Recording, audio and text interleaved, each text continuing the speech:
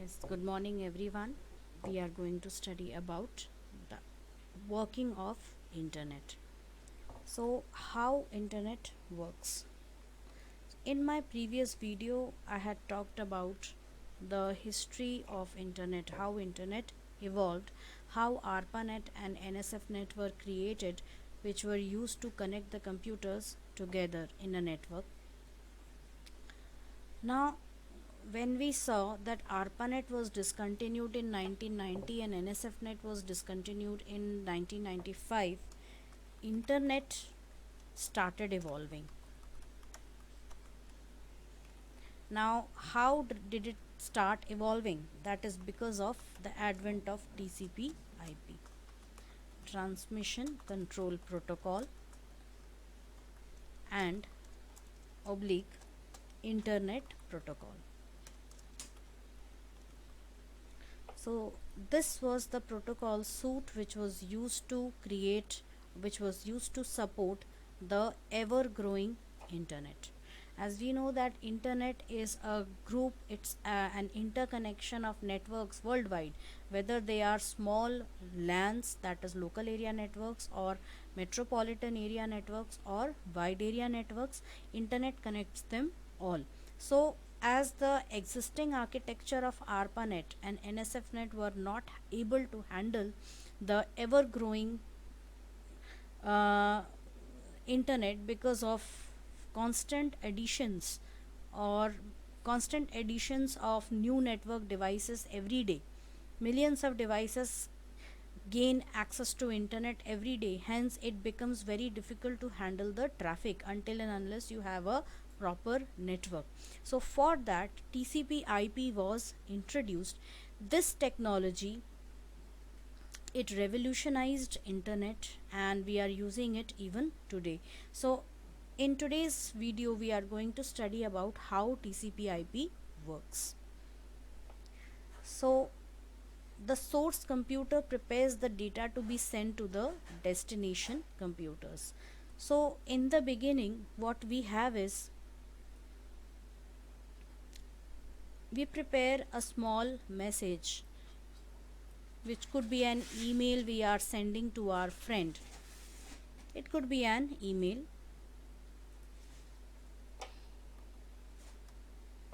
which we are supposed to send to our friend.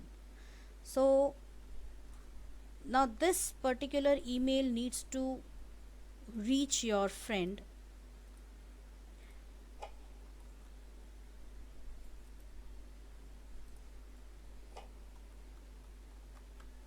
who lives somewhere else, that is in some other part of the world.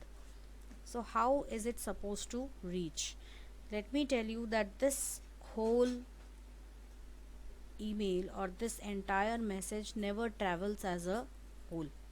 It always will travel in a different format, and that is the base of TCP IP. So how it is going to travel, let us see that. This whole data will be divided into packets, short packets, each packet containing some part of the actual message, and each of these packets would be numbered. Each of these packets would be numbered. They would contain their sequence numbers, they would contain some other information like the source IP address, that is from where it is coming, the destination IP address, where it is going, coming from, going to, and the address next hop address is any next device which it is going to. I will give you an analogy to this. When you travel by a train and you want to board a train from Bhopal to New Delhi, so what would happen? Is it like you would reach Delhi directly without crossing any of the stations in between? No, you will be crossing multiple other places multiple other stations in between too. So suppose the next station which at which the train stops, the next stop, the stops in between the source and the destination, they are considered as hops. So the immediate next station to which your train is going to stop at, that would become your next hop or next stop. So our next stop information, your sequence number, and any other information required. So all this information is attached to each of the packets. So every packet contains this information, and your packets might travel along any route. For example, I'll be creating certain boxes here. Each of these boxes, they're not boxes, these are circles, sorry. Each of these circles represent computers, smartphones, tablets, network devices like routers, switches, modems, and so on. So suppose you are at this location and your friend is at some other location, say this location. And what you need to do is you need to send information from this system to this system. How will you do that? You will be, it's not like your data will directly reach your friend. That is not possible. Instead, your data would be traveling in the form of a route. As we saw that we had already divided data into different packets, like you can see over here. So each of these packets are numbered, as we already saw.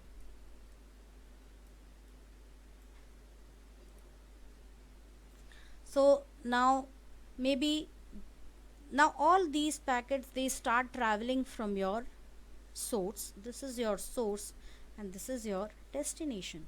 So all these packets start traveling from the source and they take up routes like this. The first packet takes up this route and reaches the destination. So it may take some time to reach. Maybe this was the direction or this was the route taken by the first packet. In the meantime, this is the route taken by the third packet.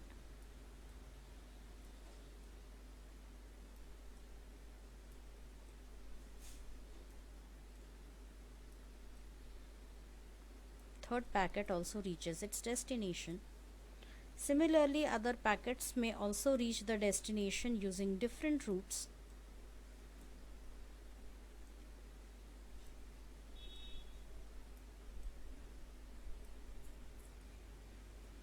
So it is quite possible then that when these packets reach the destination, they may not reach in the sequence order in which they were sent. For example, these four packets are over here. They have reached the destination, but the order in which they are supposed to stand has changed. Like third packet reaches first, then the first packet, then the fourth packet, then the second packet. This is the order in which the packets reach the destination. Now what? Now they have to be rearranged.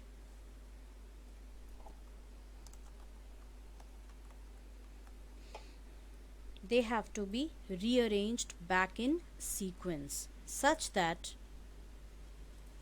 from this particular chunk of or this particular collection of packets, a sequence of packets can be created in this way, where we have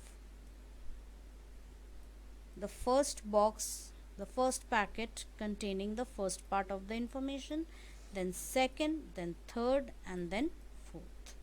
So this reassembly is done at the destination. So this is how TCP IP works. Now, what is the work of TCP and IP? So actually TCP IP is a collection of, it's actually a combination of two different protocols. One is the IP, with that stands for Internet Protocol, and the other one is TCP, which stands for Transmission Control Protocol. Now, the work of IP. What is the work of IP? Talking about IP just says that I will do the work of a postmaster or a post office. I will just work in a similar way as a post office work. I will do the work of a postmaster. I'll take the packet from your end, from the source, and I will drop it at the destination. But I will not guarantee that the packet actually reaches its destination, that too totally error free. So IP says that I will take the source, take the packet, data packet from the source, drop it at the destination, but I cannot guarantee whether it will reach the destination or it will not be destroyed in between, that is in transit, or any of its data would be lost. So if anything like that happens, then I won't be responsible for that. My job is completed once I drop the data packet to the destination. Whether it gets lost in between, that is not my responsibility. So now, do you think this kind of an irresponsible behavior of IP is really going to be very useful for us? No, I don't think so. Hence, in order to add reliability to it, TCP comes in handy. It adds reliability. How does it add reliability? It will do the rearrangement of packets at the destination. It will do the reassembly. Reassembly is the same, that is checking the order of packets at the destination. Error checking, or we say error detection. For example, if any of the, we know that over a digital network, data travels in the form of zeros and ones. So now I have already taught you in the previous lessons, in the previous class, that your computer works on digital signals, that is in the form of zeros and ones. So data is also represented in the form of zeros and ones, but when it travels through a telephone network, it is converted into analog signals. So now when data travels in the form of analog signals, it reaches destination. There is a possibility that due to any type of interference from your surroundings, any type of noise, any type of interference due to electromagnetic radiations from your surroundings, there could be some disturbances caused in the signals traveling, and hence when it reaches the destination, it is quite possible that either the data packets are lost or they are corrupted, and hence your TCP does the error detection for such faulty packets, as well as it does the correction too. It might send a notification to the sender or to the source regarding whether the packets have been lost, or the email did not reach, or the email address was wrong. So you will ultimately come to know that there has been some issue while the packets were traveling. So either the source or the sender would again resend the email or take some other necessary course of action. So TCP adds reliability to the post office work, be postal service being offered by IP. So both TCP IP have to go hand in hand. They cannot be separated from each other, and they form the basis of modern day internet. So it divides data into small portions called packets. Each packet is given a serial number. The packets are sent to the destination computer in a random order. the packets are reassembled in the order of their serial numbers and original data is obtained. So you can see in this small uh, image what all things are contained in a packet. So basically the data which you are supposed to send is this part. This is known as a payload.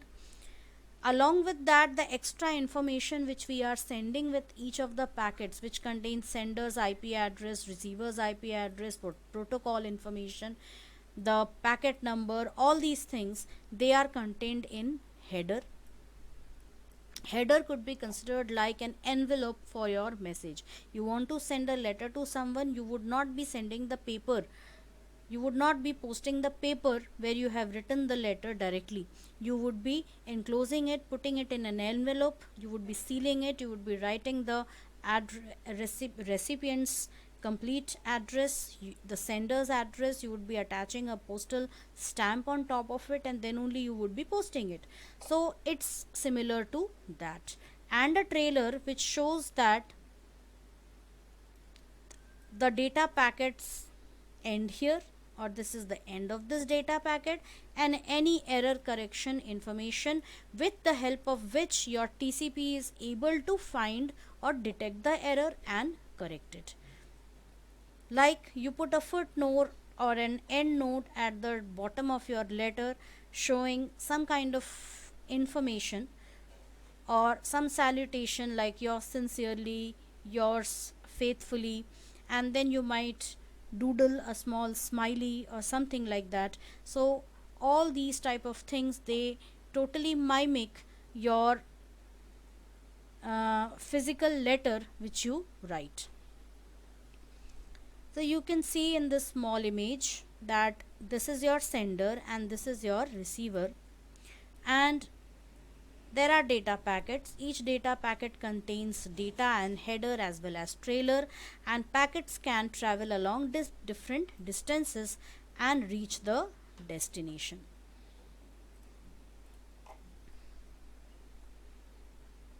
So in the small animation you can see how this is happening. Take some time to view this animation. You can see that there are 5 packets which a message is already divided into, and these packets are to travel over a network of interconnected devices, and they are traveling from this source computer to this destination computer, and they are taking up a different route. They are taking up any route.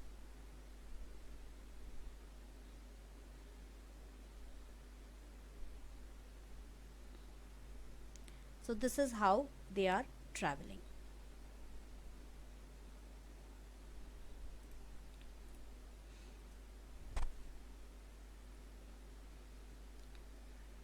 So you can see over here how TCP IP architecture work. Now I'm not going to go into the details, but you can see how at different steps or different phases extra data is added to your data packet, and once it reaches the destination, how the packet, how the different layers are filtered as it climbs up the stairs, that is climbs up each of the layers, and finally the last layer, that is network layer, it gets the actual data packet.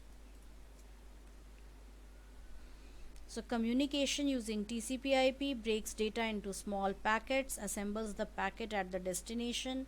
IP handles the address of the destination computer so that data is sent to the correct address. Who governs the internet? Now, for governing the internet, we have Internet Architecture Board, IAB.